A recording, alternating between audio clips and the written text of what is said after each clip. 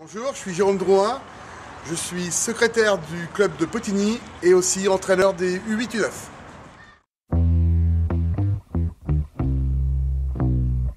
Alors salut Jérôme, donc Oui. je vais te demander de te présenter un petit peu. Donc peux-tu nous parler de ton parcours étant petit? Donc j'ai signé ma première licence au club de Potigny à l'âge de 7 ans. Ça fait 40 ans maintenant. Et donc j'ai joué jusqu'en junior au club. Et ensuite je suis parti jouer dans un petit club à côté, village d'à côté, Montassilly, avec des amis. Parce que je ne pouvais plus m'entraîner avec les études. Et donc on est resté une bande de copains, jouer au football, vraiment football plaisir. Sans aucune ambition et vraiment pour le plaisir de se rencontrer le week-end. D'accord. Et du coup, donc, oui, tu as commencé très tôt, à 7 ans, tu as dit? Oui. Et à 7 ans, c'est quoi qui t'a donné envie précisément? Il y a quelque chose, il y a un joueur, il y a une équipe, il y a des parents? Disons qu'on était dans une famille de footballeurs.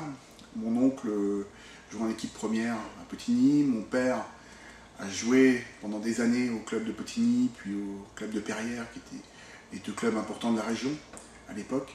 Il a été entraîneur de l'équipe première ensuite. Et donc j'ai toujours baigné dans le football.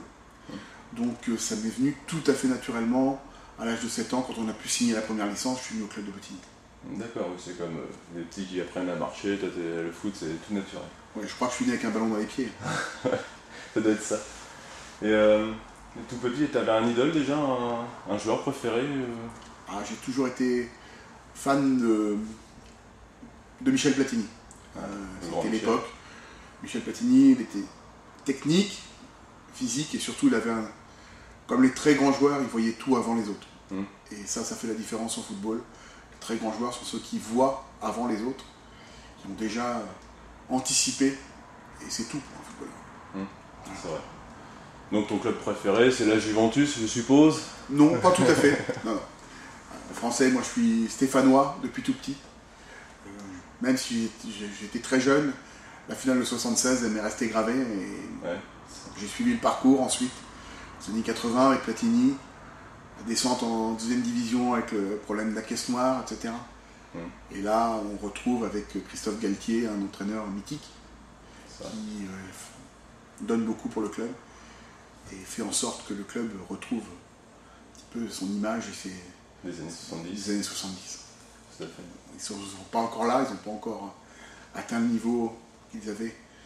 Mais l'avenir s'annonce radieux. Oui, c'est sûr. De toute façon, c'est comme un grand club comme ça, avec un beau Ça ne meurt stade. jamais. Ouais. Le fameux chaudron magique. Oui. Sinon, on va revenir un petit peu plus à l'actualité. As-tu une chanson qui te donne la niaque, celle que tu préfères, peut-être avant un match à l'époque, ou maintenant avant une réunion, ou quelque chose comme ça? C'est toujours lié. Alors j'écoutais les jeunes que j'ai emmenés en voiture. Vous pouvez en témoigner. On mettait toujours Aller les Verts avant le début du match. Et je l'avais sur cassette les premières années, puis après sur CD. Et donc avant d'aller en voiture, et ils chantaient dans la voiture, et c'était devenu un petit peu Le rituel. le rituel. Ouais, c'est pas mal.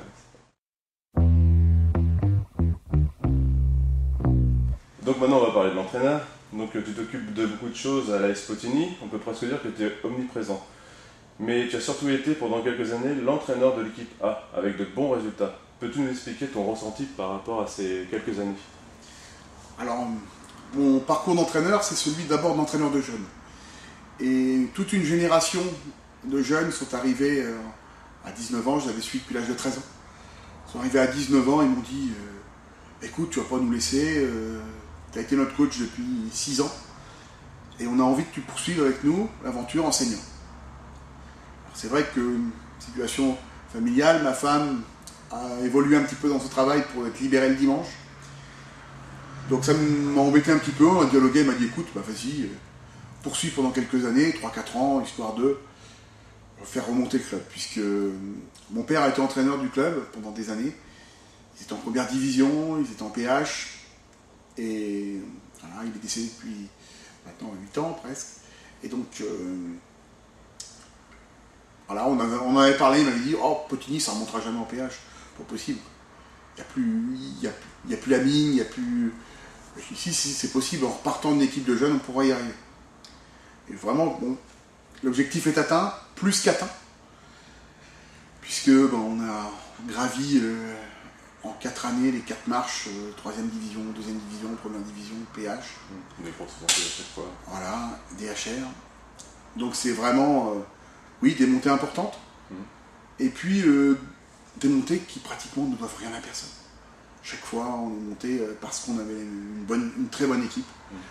Et des joueurs qui vraiment étaient très très motivés. Et ça fait la différence. L'esprit club, la motivation, c'est fondamental. Carrément, donc le défi est carrément relevé. Oui, ah oui. Plus que haut. Et du coup, donc, pourquoi avoir arrêté? Certainement pour un problème, pour le côté familial. Question de respect, j'ai toujours fonctionné comme ça. Respect de parole. J'avais dit à ma femme, voilà, 3-4 ans, histoire de nous. Voilà. Et donc, l'objectif étant atteint, on a terminé. Et donc, j'avais prévenu le club depuis 2 saisons, que c'était la dernière, l'an dernier. Et donc, voilà, quelqu'un en général qui respecte sa parole. Moi, je peux le faire. D'accord, bon, c'est très bien ça. C'est très très bien. Et pour parler d'autre chose, toujours dans le foot, l'année dernière, tu faisais déjà des entraînements 8 U9, on en a fait ensemble. Cette année, tu as décidé de reprendre une équipe. Aurais-tu envie de recommencer cette aventure, de prendre du 8 U9 jusqu'au senior? Recommencer, non, parce que, comment vais-je dire, c'est pas le même groupe. C'est des enfants qui sont différents, c'est toujours une histoire, avant tout de contact, d'amitié. Ce sera forcément différent, mais j'avoue que moi, mon travail numéro 1, c'est l'éducation des jeunes. C'est-à-dire que j'ai pris l'équipe senior, un petit peu pas par défaut, mais si j'avais pu rester avec les jeunes, je serais resté avec les jeunes. Le club avait besoin, moi je suis toujours c'est un soldat, on a besoin, je fais où il y a besoin, mais j'avoue que c'est vraiment les jeunes voilà, leur apprendre ce que je sais faire à peu près, et essayer de faire en sorte qu'ils soient le plus performants possible, c'est ce qui vraiment m'intéresse, me passionne. Du coup, tu disais que tu avais ton groupe que tu as actuel, enfin que tu as eu avec les seniors, donc tu es monté du 13 jusqu'à senior avec ce même groupe, et tu en as fait, bon, on va dire, des champions quand même, parce qu'ils ont quand même monté 4 années d'affilée, c'est très rare pour un club. Donc, est-ce que tu as une petite botte secrète à la GG pour faire de nos jeunes des champions? Non, je n'ai pas de botte secrète, mais moi je parle souvent de valeurs, j'inculque des valeurs, de respect, d'écoute et d'effort. Si ces 3 valeurs-là sont respectées par les jeunes, ils ne peuvent que progresser.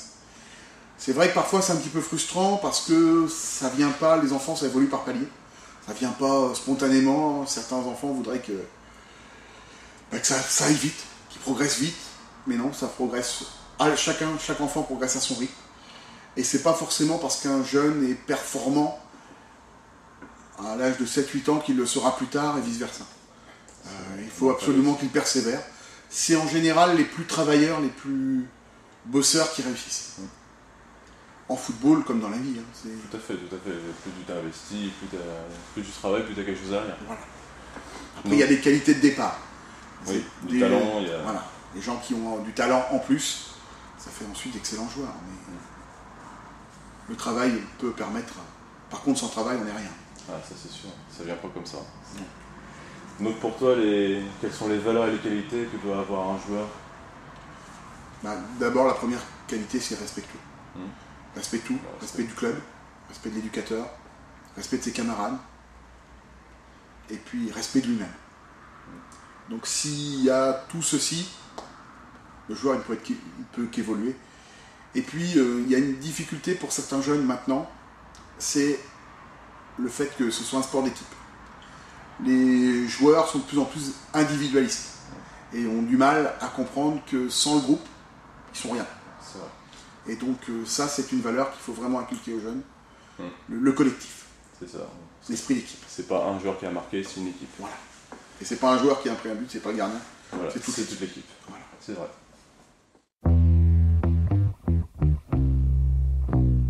Donc on va parler un peu de ton avenir maintenant, enfin de l'avenir en général. Pour cette année, qu'attends-tu de tes 8 U9? Qu'ils fassent une bonne saison, qu'ils progressent. Le premier plateau d'évaluation la semaine dernière a eu lieu. Ils ont fait un très bon plateau d'évaluation. Ils ont remporté toutes leurs rencontres. C'est des jeunes aussi qui sont très à l'écoute, qui ont progressé. J'étais en U7 il y a 2 ans, et puis en U9 l'an dernier, U8, U9 l'an dernier, au cours des entraînements. Comme je suivais l'équipe première, je n'assistais pas au match, et ça c'est un petit peu frustrant. Je pense qu'un entraîneur doit aller au match pour voir ce qui n'a pas été, pour adapter son entraînement ensuite. Donc ça pour moi c'est important. Même si j'avais le dialogue avec les éducateurs qui étaient là le samedi, rien ne vaut la vision par soi-même d'évolution de l'équipe.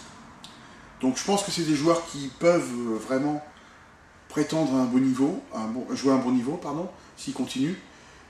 Et pourquoi pas ambitionner d'essayer de bien s'en sortir au tournoi des qualificatifs Jean Pinjon. C'est quelque chose de très relevé.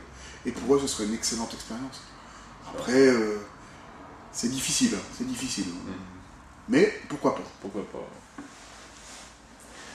Je sais également que tu suis de très près le parcours des seniors. D'après toi, comment sera leur parcours cette année? Je pense que leur parcours peut être excellent. Tout dépend d'eux. S'ils se concentrent sur le football, rien que sur le football, sur leur jeu, qu'ils font les efforts collectifs, je pense qu'ils peuvent prétendre à jouer dans les 5 premiers et la monter en R2, en Régional 2. Par contre, si ils tombent un petit peu dans l'individualisme, si dans les contestations ils sortent de leur match, et là ça risque d'être difficile.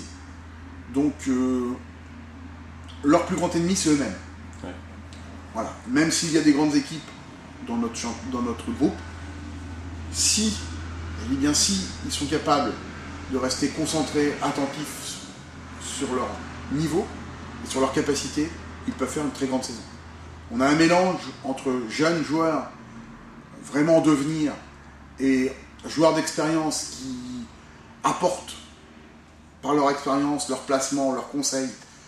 Et donc ça peut faire un amalgame très très intéressant. Mais la balle est dans leur camp.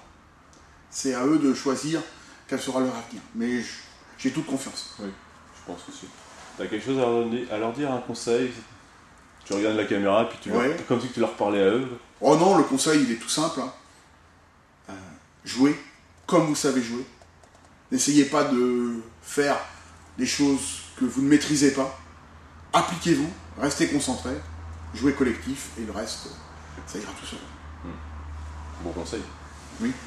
Et as-tu un petit pronostic pour la fin de saison, à peu près une fourchette de la place? J'espère qu'ils seront dans les 3 premiers. L'objectif étant d'être dans les 5, mais je pense qu'ils peuvent viser dans les 3 premières places. Après, une saison c'est long, il peut y avoir des blessés, il peut y avoir des soucis, mais voilà. L'objectif, il est simple, le plus haut possible. Les 3 premières places, ça serait exceptionnel pour le club, mais pourquoi pas. Rien n'est impossible. Rien n'est impossible. Il faut être ambitieux de toute façon.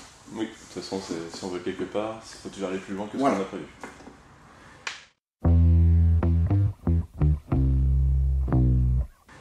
Bon, on va passer au petit mot de la fin.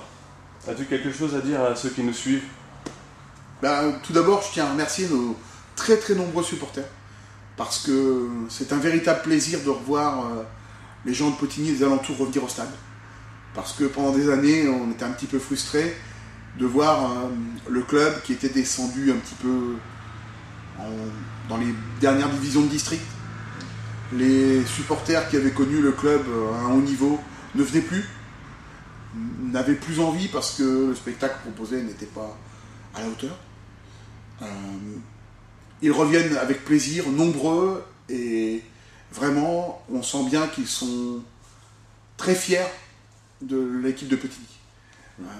Pour donner une anecdote, Morgan, lorsqu'il est arrivé au club, il était extrêmement surpris de voir que dès qu'il passait dans Potigny, les gens ne le connaissaient à peine, mais ils lui disaient « Ah, t'es l'entraîneur de Potigny !» Et le club pour Potigny, c'est vraiment quelque chose d'important. Il y a des grandes villes qui vivent avec des clubs de football. Je pense à Marseille. Marseille, l'OM, c'est un club important. À une toute autre échelle, toute petite échelle, le club de Potigny, la sportive à Potigny, c'est important aussi. C'est le même caractère. Ouais. C'est le même principe. C'est la même idée, et quand le club va, gros tout va à Marseille. Et dans les gens à Potigny, c'est important aussi que le club aille. Et donc c'est vraiment une ville de football. Ouais, une ville de football, c'est bien. Petite ville, un village. Oui. Bon, puis on va aller dans une question personnelle. Quelle est ta couleur préférée? Ah, forcément le vert. Le vert? Le vert. Blouge? Non, le blouge, ça te dit rien. Le blouge, un mélange de bleu-rouge, c'est pas mal aussi. Mais oui, le vert, c'est la couleur préférée. Mais bon, depuis des années, Oui. les amis rigolent, sourient quand ils arrivent à la maison parce que pratiquement toutes les pièces, il y a du vert. Et ouais, c'est vraiment ma couleur préférée. Et pourquoi, comment, je sais pas. Ouais, Mais c'est une équipe qui t'a fait vibrer à l'époque et du coup ça t'est resté. Oui, puis même la couleur, j'aime bien. Ouais, bon. Fier de nos couleurs et fier d'être une gueule rouge. Et allez, ben, rouge et bleu. Voilà, merci Jérôme. Allez